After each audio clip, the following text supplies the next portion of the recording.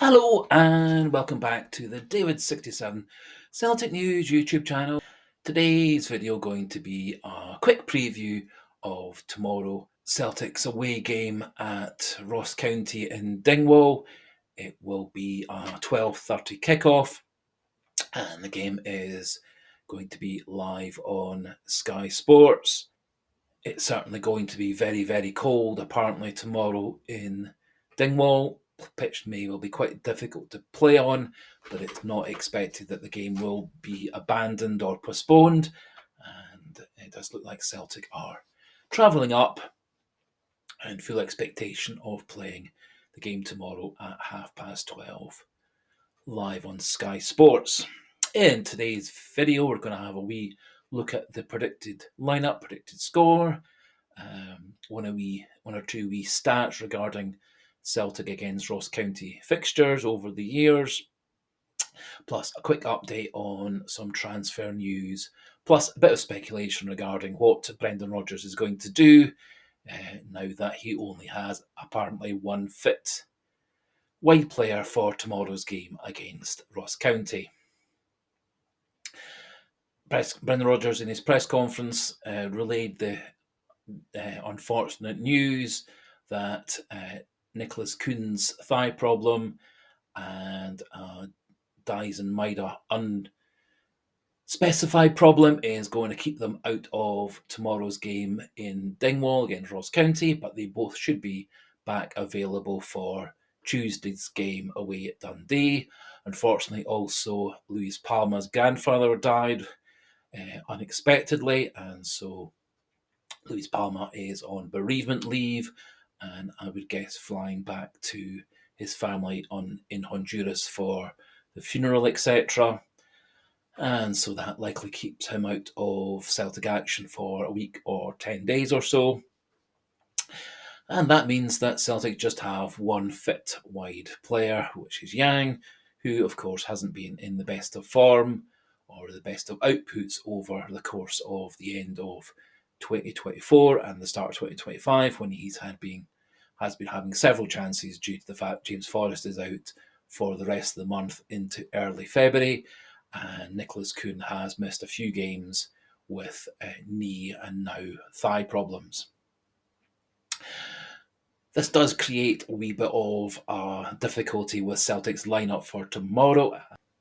So this is my predicted lineup for tomorrow's game, 12:30 against Ross County in Dingwall. Kasper Schmeichel in goals, back four, Alistair Johnston, Cameron Carter-Vickers, Austin Trusty and Greg Taylor. In front of that, Callum McGregor, Arnie Engels and Rio Hatate. Going to have Yang on the right wing in place of Kuhn. Going to have Adam Ida through the middle. And on the left wing in place of Dyson Maida, my thought is we're going to go for Kyogo. There is a possibility of going for Luke McCowan wide left and using Kyogo through the middle. That also, I think, is a perfectly reasonable formation.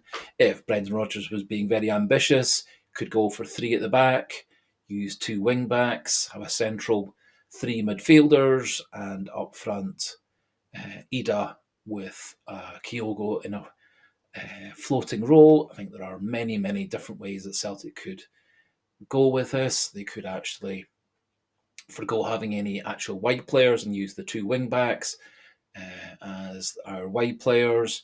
Both Luke McCowan and Arnie Engels have played winger in the past. Engels 2 games at left wing and 5 games at right wing in his earlier career. And so Celtic do actually have quite a number of different options going into tomorrow's game. But my prediction would be Kyogo taking Dyson Maida's place out left, with him cutting in more than Dyson Maida normally does, and Yang on the right, and Ida through the middle. But we'll see what Rodgers comes up with for tomorrow's game.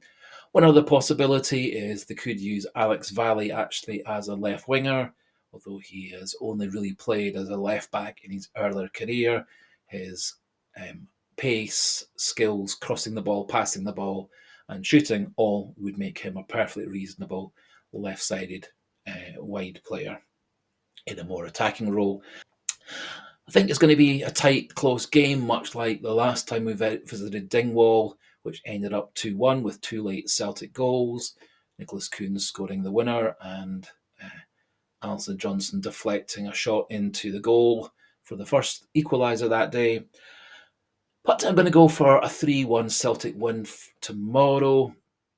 I think that Ross County obviously will be very defensive, trying to hit Celtic on the break, and I think also the weather conditions, the coldness, and the pitch quality all will be slight levelers for tomorrow's game. Now, looking at the stats, Celtic have a run of 13 wins in a row against Ross County in all competitions. Last time Ross County beat Celtic was February 2021, so the best part of 4 years ago. Celtic's record away from home at Dingwall against Ross County, 15 wins, 2 draws, and only 1 defeat. So, very good record in games actually in Dingwall. And looking at all games between Celtic and Ross County over the years, Celtic have 33 wins, 6 draws, and 5 defeats over the years. So Celtic massively dominant in the history of the game, but especially in recent games against Ross County, both home and away.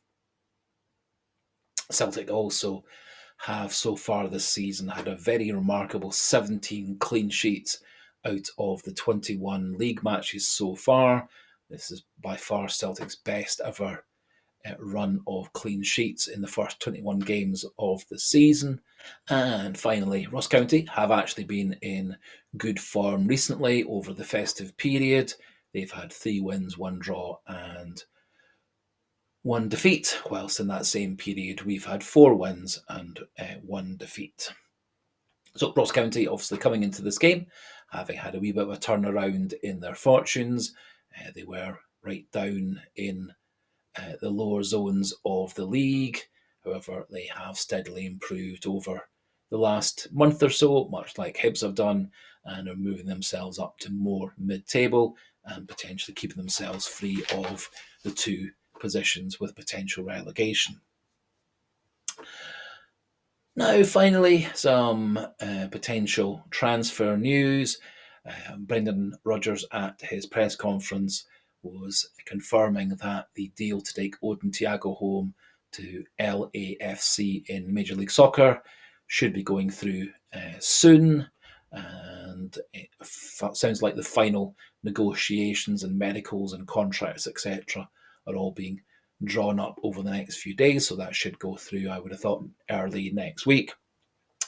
It does appear that Celtic have successfully sold Holm Bernabei to Internacional in Brazil. That deal is thought to be an initial fee of around about £4.6 million, €5.5 million, with an additional £400,000 in add-ons if Bernabei achieves certain targets. And so I think 4.6 million with a possible another 400,000 on top of that is a pretty incredible profit on Bernabei, who was rather a disappointment in the left back position.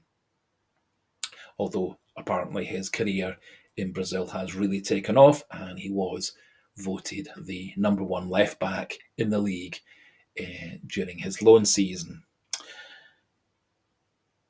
No movement on any players coming into Celtic or any other players leaving Celtic. However, it does appear that Celtic have rekindled their interest in the 23-year-old Danish international Gustav Isaksen, who plays for Lazio in Italy. Celtic were linked with Isaksen in the summer transfer window. At that point, Isaksen wasn't at all keen to come to Celtic and preferred to stay at Lazio. However, over the first half of the season in Serie A, he has not had very many chances to play for Lazio, and it does look like Lazio are looking to offload him in the winter transfer window, but as a loan or a transfer or a loan with a view to a permanent transfer at the end. And it's thought that the price tag will be around about 12.5 to 13 million pounds, something in the region of 13 million euros up to 15 million euros for a permanent purchase. And there are some sources saying that Celtic are preparing a bid along those lines. I would be a bit surprised if Isaksen did decide to come to Celtic, and I would be a bit surprised if Celtic were willing to break their transfer record again with a 12.5 or 13 million pound purchase. But that's what several sources are saying. No further updates on Bazumina Mana Toure coming from Hammarby, and no other moves for players also said to be coming to fulfil those wide roles, such as Bailet Wisha from Royal Antwerp. And so all those stories are ongoing. We update on the Kieran Tierney story. It does look like Tierney joining Celtic in the summer on a freedom of contract, free agent deal is by far the most likely outcome of the negotiations. There are a couple of sources saying that the possibility of Tierney coming earlier is now less likely, although there may be some manoeuvring on that if Celtic do successfully get into the knockout playoff phase in the Champions League, as Celtic then can remould their squad and add in players. At the moment, they are confined simply to the players that were in the initial Champions League squad at the start of this competition. That finishes things off for today's video. Just as we finish, a wee suggestion, encouragement.